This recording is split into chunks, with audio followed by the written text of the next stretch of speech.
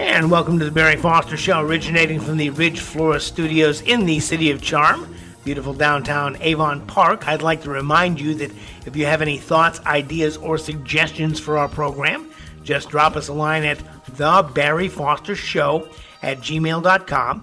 You can check out our YouTube page at The Barry Foster Show Daily. We'll be putting up new programming on a regular basis. And subscribe to our YouTube page. Join our pages at The Barry Foster Show on Facebook and on Instagram. That would be very helpful. And also, if you or if you know someone you know would like to advertise on this program, we'd be glad to have them on. So we'll be glad to do that, and that'll help make things go more smoothly here as we begin to increase our reach and increase our equipment and do more things. There you go.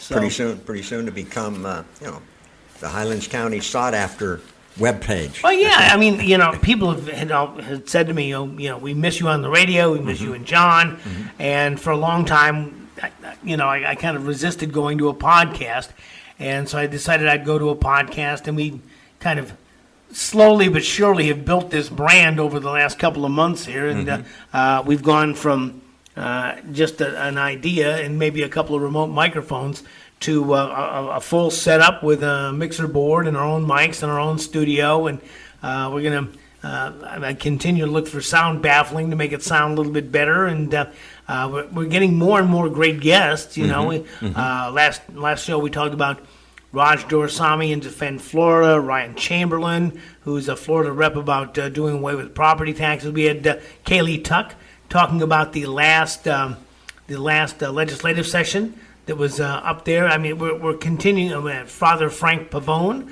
from Right Side Broadcasting, and we're going to continue to have those kinds of guests. In the very near future, we're going to invest in a system that will allow us to take phone calls. So you and I can talk to some remote guests, kind of like a Zoom call. And ultimately, our goal is to go live and live streaming, and that, I think, currently, as I learn how to do this, it will happen sometimes after Independence Day. By the way, speaking of phones, I did give Gino some information. I took a quick look when I got home from our meeting on Thursday, and there was one outfit called Phone Multiplier. And so I sent that to Gino to, take a further look at it, and so on. But what it is, it's to multiply the text messages you send out a blast via text message. Oh, yeah. And so on. So, and that's something we discussed the other day. So it'll be interesting to see if that plays out somehow. One thing I saw that Governor DeSantis did last week, which I think was very interesting, I want to see how this plays out, is he signed this measure making gold and silver legal tender in Florida. His idea was to protect against the declining value of the dollar. And so now they're talking about the reinstatement of certain gold and silver coins. Now, I remember there used to be a $20 gold piece, which would be pretty small nowadays. But it's going to be interesting to see, because Sandra and I were having this, my wife Sandra and I were having this talk, because I think it was under Roosevelt that owning gold became illegal. You could, other than jewelry, you couldn't own like gold bars and such as that. And then it was under Nixon that the government went away from the gold standard, which made the dollar the currency, because every dollar was backed by that much gold. And so he went off of that so that the government could print as much money as they wanted to. Disaster. And so we're going to see. I'm hoping that Governor DeSantis's measure to make gold and silver legal tender, I guess we're the third state, the first large state to do this. One thing that I would like to see Trump accomplish before he's out of office, and that is a balanced budget. Yes. A balanced budget amendment, which means that they, just like the state Florida cannot spend more money than they take in. They have to have a balanced budget.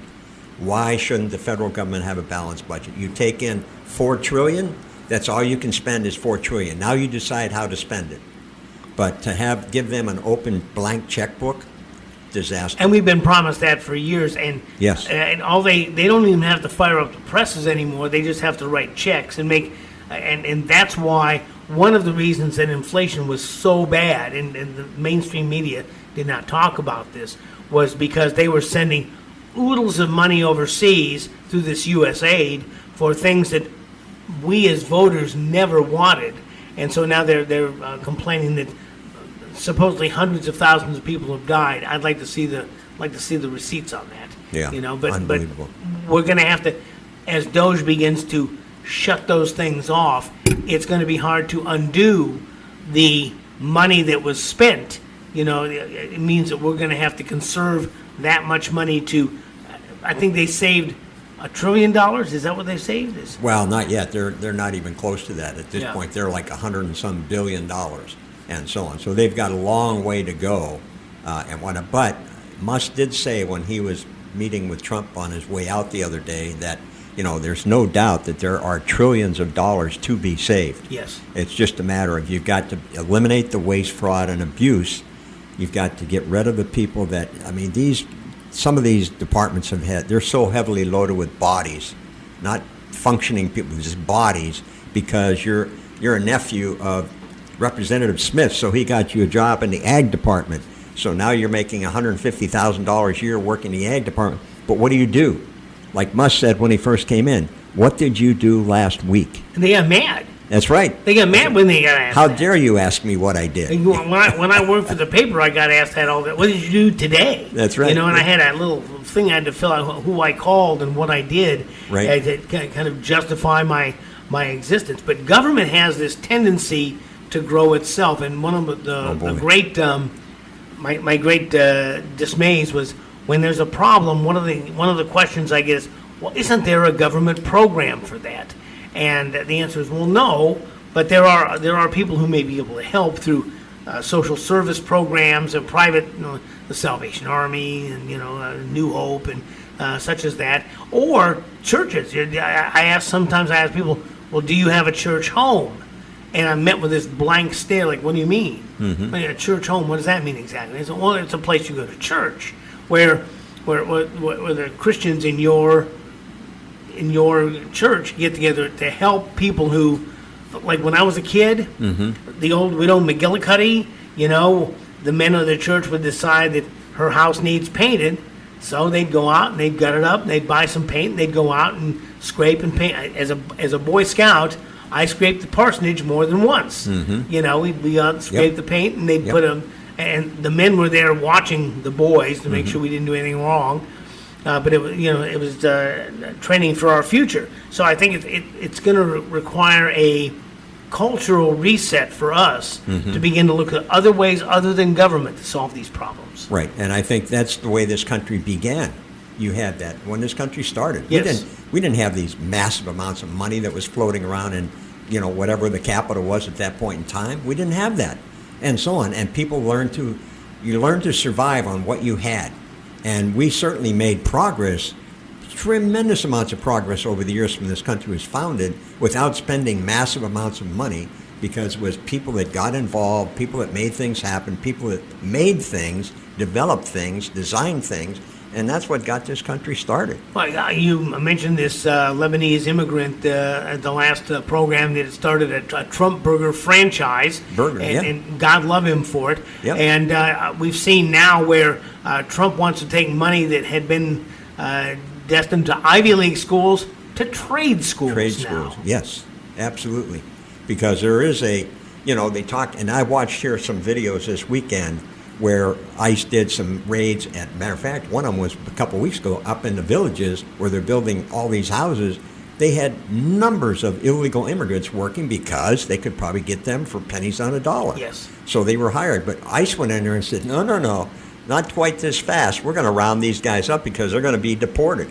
So this is where I know American business, and the Chamber of Commerce has been famous for this, wanting illegals into this country. They've been fighting for this for years and years because they said, we got to have this cheap labor. No, you don't. You have to pay. So it's going to increase the cost of something. If that's the way it is for doing business, then you've got to employ American citizens and not bring in illegals and pay them pennies on a dollar. And see, this is counterintuitive because we have seen the minimum wage go to $20 an hour. And what did it get them? And I'd like to ask Bernie Sanders, well, now it's mandated $20 an hour. Shouldn't things be better? But it's hurt on the other end because, well, here in Avon Park, we're at the Ridge Florist Studios.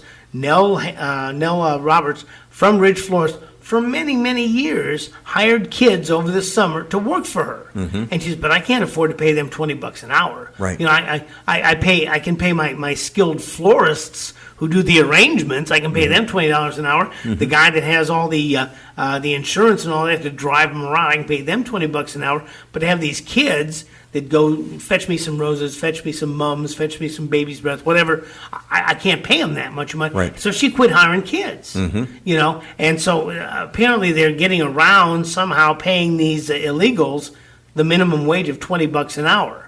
So that they can make that happen. Yeah, well, it's you've seen what has happened because of that. Yes, and I'm not saying that every person that came into this country illegally is a bad person.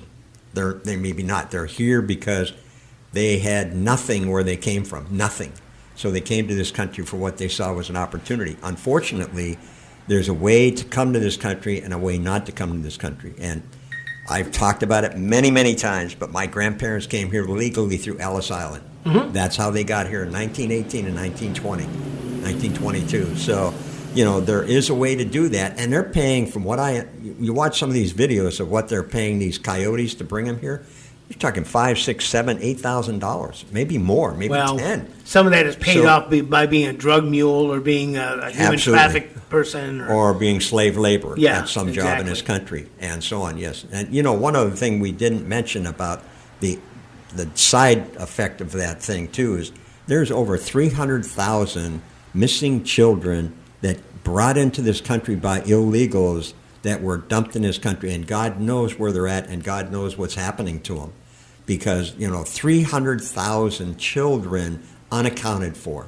That, to me, is criminal. Well, absolutely if criminal. I go across the state line with 25 kids jammed in the back of my van, I'm guilty of human trafficking. But the United States government did it with, as you say, hundreds of thousands of youth who did not know where they were going. No. We've seen some of these now, these independent watchdog reporters finding this stuff, and people just running and leaving their stuff behind because they've got these kids. And The Sound of Freedom, the movie that was made that shows just a small microcosm of what that's about. It's astonishing and it's horrifying. It is, and again, it's one of the dark sides of this whole illegal immigration issue, and so on, and how this is all going to end up in the end. It's going to be very, very, very, very hard to get rid of millions, even millions of these illegals. They're rounding up by primarily the bad guys now, the criminals, the bad people, but also, and like as Tom Holman has said, I'm sorry, but if you're in there with a bunch of bad guys and you're just somebody who came across the border illegally, you're going to get caught up in this whole thing. You're going to go with them. Well, when the fish come up in the net, you get more than just tuna. Okay, I get it. Yep. And sometimes you gotta sort through them and throw the good ones back. And sometimes they make it, and sometimes they don't. But if the Biden administration hadn't made this problem, this solution wouldn't be so difficult. And they've had to go throw a pretty wide net. And they're meeting with such resistance. Did you see where they raided Jerry Nadler's office? No. They raided Jerry Nadler's office for illegals, Really? and the aides were crying and carrying on, trying to push through the office, and the ICE guy, no, you can't come in. We had a judge who was aiding and abetting a criminal illegal alien. I mean, you've got people in power that are trying to keep these people in. And that's just a part of the iceberg that sticks out of the water. Right. You don't want to know what's happening underneath down there. Absolutely. Just to switch gears a little bit, one of the things we talked about briefly earlier was that, and Ron DeSantis, governor of Florida, has met a lot of resistance because I guess he's in the process of replacing the head person at Florida A&M, which is Florida's only primarily black college. Yeah. Okay. But the person, and I think I said it was a man before, it's not, and Marva Johnson is a woman. It's a woman, It's a woman, yes, right. And she was named as one of the 4 finalists, but she does not come from an academic background, okay? She comes from a consulting background, and she has worked a lot with DeSantis over the years, and so there's a big uproar at Florida A&M by the faculty and the students because they believe this person, if this person is only one of four, not the one of four finalists, okay, if she was appointed to the position, that they feel that the school would be going backwards because she doesn't have the academic background. I'd like to know who is they? Do we know who they is? It's the students and the faculty at Florida A&M. At least some of the students. Well, I would assume majority, because they said it's quite an uproar that's taken place. Unleashed a tidal wave of anger at the state's only primarily historically black college. Right, there was I don't know if it was a tidal wave, but it was it was a rogue wave. It was a pretty good sized wave that happened even right here in Highlands County when there was this whole selection to replace the outgoing president, and all of a sudden Governor DeSantis came in and said, "Oh, you know what? We think you ought to just take Fred Hawkins."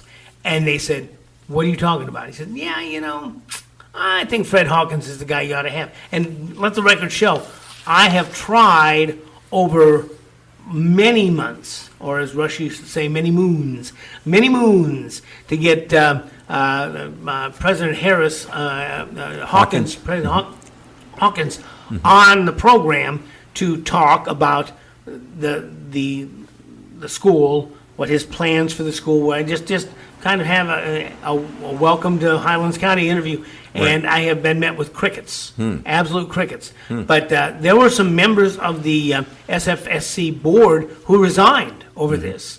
So this is not the first time that, well, not only Governor DeSantis, I think any governor has maybe met some pushback with some of his recommendations for a position. Well, I'll tell you, and having been in business for a few years, okay, what you do when in the course of your working life, you generate friendships with other people, especially people that you've worked with in the past or you've helped whatever way, and so on. So you want to help. If you have an opportunity to promote somebody and you look around and you've got a friend that has done a lot of good things for you over the years, they become one of your primary candidates. That's just normal. That happens all the time, and so on. So I can understand how someone like the governor, who's been around for a long time in Congress and the service and as governor, developed a lot of friendships with people that could help him do whatever.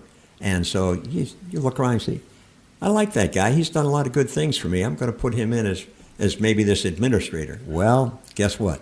Well, and because she has no history in academia, there will be people who would say, well, so what? And I will allude to a totally fictitious character. If you ever watched the old television show Batman, the commissioner of police was not a law enforcement officer. When you ever see, and I think even on some of the Clint Eastwood movies in L.A., the commissioner of police was a guy who wore a suit and a tie because he was a good administrator. He wasn't a cop, but he had cops that worked for him, and he administrated how the detectives and the road patrol and all the different agencies within the police office, police department or sheriff's office would work together because he was a good administrator. And I think that they might make the argument that, well, it doesn't matter whether you have a history in the academe, you know how things are supposed to work, and any college anymore is a large business, and they crank out students who are good in this, that, or the other, depending what your degree is, whether they're teachers, whether they're scientists, whether there's attorneys or doctors, whatever they are, whatever your degrees are in. That's the product. And if your students are not doing well, if your product's not performing well, then you need to make replacements. And it has really nothing to do with your ability to understand how academics work, but it's your understanding how business works. Well, we can see what happened in the previous administration when they appointed people to positions, many positions, based on maybe the color of their skin, their lifestyle, not necessarily their ability. And we can see what happened because of that. DEI. Right. And the other thing about putting somebody in a position that isn't the norm, look at Donald Trump. He's a businessman. He was not a politician. He was probably the first businessman that came right from the business world to the presidency. That's never happened before. Now it's happened twice. So, and look at how much better off we have been with him in charge versus a politician. And it happens in all facets of life. I had not realized until, and I heard Rush talking about this, and I came to find out that there are two different kinds of military generals. There are military generals and there are political generals. Yep. And I had no idea. And they said, yeah, some of these guys they don't have the military background, but they have the political clout to get what they want done. And in my life, I always thought that, you start as a private and you progress up and maybe you go and decide you want to go into officer school and become a lieutenant or a major or a colonel, whatever, and you kind of worked your way up through the ranks. But no, that's not the way it works. And apparently, in the same thing, I talked with Father Frank Pavone because there are popes who are religious Christian popes who really concern themselves only with what's in the Bible, what our orders are under our Lord and Savior Jesus Christ to do. But then there's also political popes, and that goes back into the Middle Ages where popes would help the king of this or the king of that get things accomplished through their offices as the head of the Holy Catholic Church. And they were much more political than they were worried about the spiritual side of things. So as I've gotten older, I found out that there's a lot of dichotomies in the world. Right, absolutely. One other thing, just to touch on something again, Florida, if you will. Yes. And I've heard a lot about Sheriff Wayne Ivey, and Florida Sheriff. And the Sheriff Ivey rattled leftists with this: "Kill you quick, school security warning." Brevard Sheriff Wayne Ivey isn't mincing words when it comes to protecting students in his jurisdiction. A large percent of Florida Voice Radio and Drew Steele, Ivey doubled down on his department's aggressive stance on school security with the draw on national attention. "How do I win the battle of having an active shooter perhaps in one of our schools?" Ivey said. "Not only by being totally prepared, but by sending a message that this is a hard target, and if you come here with evil in your heart, we're going to kill you." Oh yeah. So he sounds like he's becoming more like Grady Judd, and so, or vice versa. Yeah, we've heard Grady Judd said, "How come you shot this guy 60 some odd times?" It's Right. because we ran out of bullets. Right. And there was a movement back here 5 or 6 years ago that they were going to bring riots into rural areas. That they decided that instead of doing the rural area thing, that they were going to go the cities. They were going to rural areas, and Grady Judd issued a warning. Said, "Look, the people in Polk County have guns, and we encourage them to use their guns. Right. So if you come here, you do so at your own peril. That is something that's really up to you." So when we begin to look at these hard-nosed sheriffs, you begin to see that things function. I think they function pretty well in Polk County. Yep. And I really think they function fairly well in Highlands County also. Yes. I think that, a lot of the sheriffs, and there's 67 counties in Florida, so Yes. every county has its own sheriff, all right? And really the sheriff is probably the highest official in every county, okay? You can have, county commissioners and so on. They're not as high up in the chain, if you will, as the sheriff. The sheriff has much more power, and they were given that power, rightly so, to try and protect the people, not only from the bad guys, but also from the so-called, politicians and other guys that want to do bad things to people. So I think it's been beneficial to have sheriffs here in Florida, especially, that speak out loudly about what they're going to do if you're a bad guy. Well, and on the other end of the spectrum, we talked 6 or 7 years ago, again, when we were on terrestrial radio, about when you allow people to steal up to $900 worth of merchandise out of a store, hordes of people come in and just with garbage bags and fill it up with the stuff they want and resell it on the streets. Yep. That when law and order goes away, cities begin to lose their retail businesses, but then they turn into, and I think this was, they begin to become a cesspool of of doing it. They're the land of do as you please. Right. Yeah, that whole thing was such. I mean, there's absolutely. How can you honestly say to people, yes, go into that CVS store, that Walgreens drugstore, and steal $750, and it's no skin off our nose. And so what? So Walgreens, they're big. CVS, they're big. They can afford to have that loss. Well, guess what? In places like San Francisco and that, almost all of the Walgreens and all the CVSs of the world are gone because they did everything and locking up just about everything in the store, and that still didn't stop the criminals from stealing. So they finally said, okay, we're done for the protection of our employees and our business. We're out of here. And so there's literally places in San Francisco no longer have any drugstores, or in some cases grocery stores, or other businesses that have just closed up.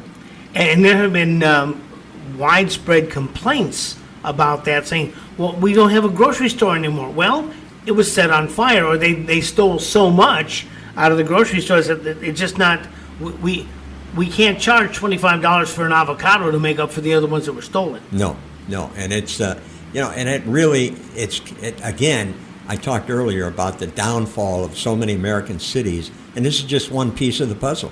You've got these DAs now that do not want to press charges on anybody if they feel it's a process crime, not a physical crime, that there should be no punishment.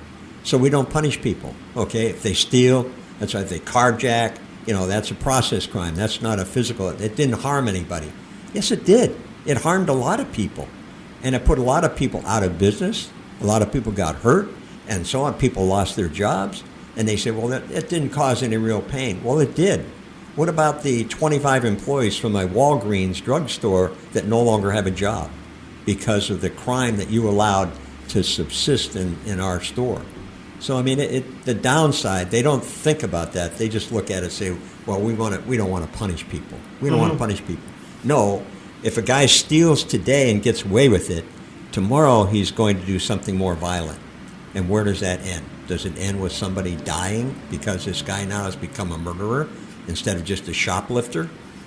And I think that you have seen under the Trump administration, both the first Trump administration and now the second Trump administration, a lot of civil unrest in the cities has gone silent because people are now convinced they're going to be going to jail. Yep. When the first riots occurred at the first Trump inauguration and they were locking those people up, they were shocked.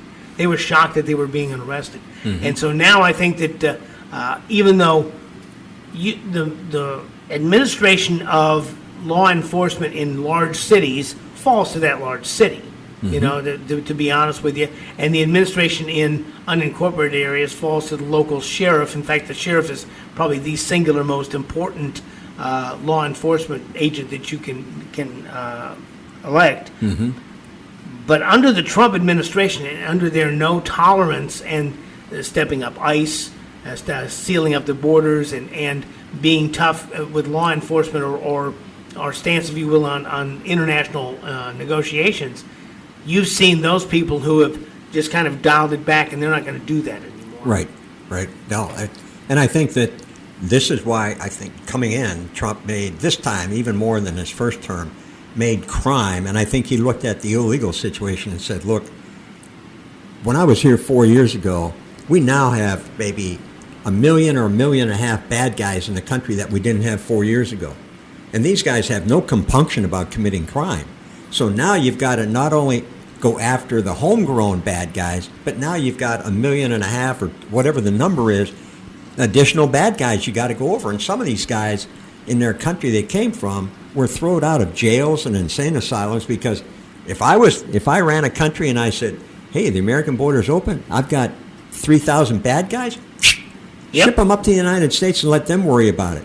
And this is exactly what happened. And above and beyond that, there are high crimes and misdemeanors that are being investigated, and it appears that Donald Trump is wading deep into the swamp and looking at financial records of Congress people and senators and previously elected and appointed officials to find out who maybe have taken money from where and when. Yes. And this is big money. I think this is he's in very, very dangerous territory there. Oh yeah, there, and this is again. There's a lot of talk on the podcast about why hasn't, the Epstein files been totally released? Okay, who's on that list that don't want to be known? Okay, now you've got the so-called Diddy thing that's going on in New York. Massive.